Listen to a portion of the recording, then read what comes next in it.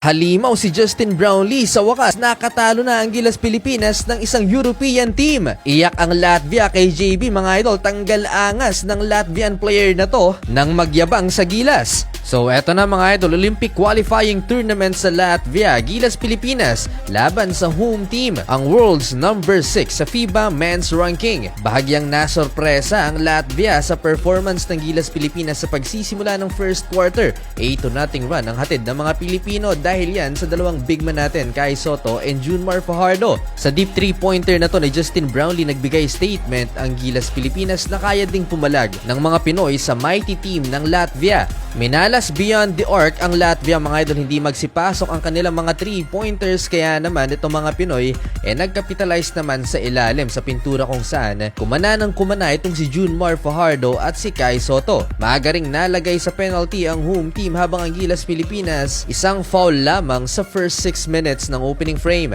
Maagang na-high blood ang coach ng Latvia mga idol, sa mid-range jumper na to ni Chris Newsom umabot ng 10 points ang lamang ng Gilas Pilipinas. Naiwang gulat mga idol ang players ng Latvia pati na ang kanilang mga fans dahil sa performance nitong Gilas Pilipinas. May napadasal pa papatapos ang first quarter dahil natambakan ng Latvia ng Gilas Pilipinas. Hindi pa tapos ang panggugulat ng mga Pinoy dahil naipasok rin ni CJ Perez ang buzzer beater 3-pointer na to end the first quarter 32-16, end of opening frame. Second quarter, halo-halo na ang reaksyon ng Latvia. Mukhang confused ang coaching staff na to ng kalaban. CJ Perez to Kai Sotto reverse two-handed dunk.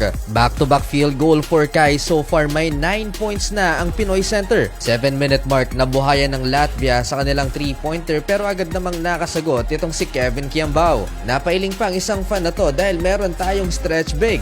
After ng solid run ng Gilas Pilipinas, nagkalat sa CJ Perez mga idol, 1 of 5 shooting from the field. Dito nagka-momentum ang Latvia na ipit pa si Dwight Ramos at pinisikal masyado ng former NBA player na si Rodion Kurucs.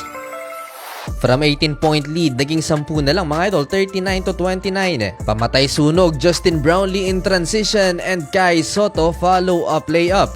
Grabe itong si Justin Brownlee, ang kanyang consistency pinapasakit ang ulo ng mga fans. 16 points sa first half si JB at bumalik sa 18 points ang kalamangan ng Gilas Pilipinas. Ito pa ang malupit na nangyari, wala ng 24 seconds sa game clock nang magtala ng 5 points ang Gilas Pilipinas sa iisang possession lamang. Naipasok ni Dwight Ramos yung 3-pointer at natawagan naman ng unsportsmanlike foul itong si Dairis Bertans. Pasok ang 2 free throws ni Japet plus ball possession ng Gilas Pilipinas. Pero natawagan lang ng turnover si Chris Newsom. Yun nga lang, na technical foul itong si Rodion Kurucs matapos angasan ang Pinoy. Tambak ang Latvia halftime 54-38. To start the third quarter, Kai Sotto beyond the arc 3-pointer for Kai. Sagutan sa pagpuntos, nakasandal pa rin ng Latvia sa kanilang 3-point shooting. Habang ang Gilas Pilipinas balanse ang scoring in and out the paint.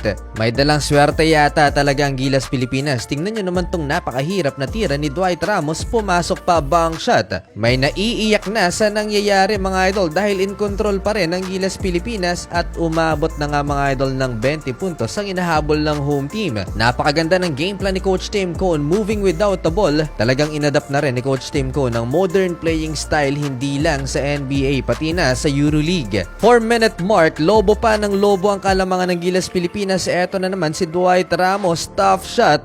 Ginalit na Rodion Kurucs, ayun, naghalimaw si Dwight. To close out the third quarter, muling ipinasok si CJ Perez at naipasok na naman ang napakagandang 3-pointer na to mula sa assist ni Dwight Ramos, 77-56. Sa mga hindi nakakaalam, Latvia ang pinakapaboritong kupunan sa group na to na makakapasok sa Olympics, pero eto, tinambakan lang ng Gilas Pilipinas.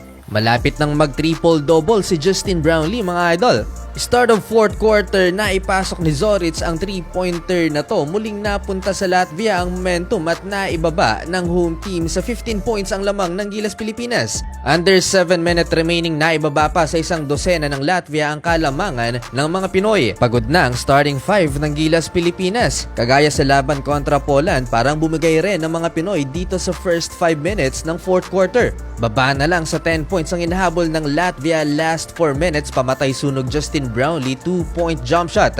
Buhat mode na mga idol si Justin Brownlee last 3 minutes at naipasok ang 3-point jump shot na to from top of the key, may kasama pang foul. Parang gumuho mga idol ang mundo ng Latvia sa 3-pointer and 1 play na yon ni Justin Brownlee. Last 3 minutes, another big play for Justin Brownlee ngayon naman sa depensa, butatang inabot ng kalaban. Baba na lang sa single digit ang lead ng Gilas Pilipinas sa floater na to ng home team. Buti na lang at nabigyan ng 2 free throws si Chris Newsom, parehong pasok yan mga idol. Wala nang 1 minuto sa final quarter, 10 pa ang lamang ng Gilas Pilipinas. Naipasok ni Davis Bertans ang 3-pointer na to. Foul game ang nangyari mga idol, 24 seconds ang natitira sa final quarter, 9 points ang lamang ng Gilas Pilipinas. At sa huli mga idol, panalo ang Gilas Pilipinas, final score 89-80. Simula na ng FIBA OQT, may 12,000 pesos bonus ang 1xBet. Nasa comment section ng link at promo code.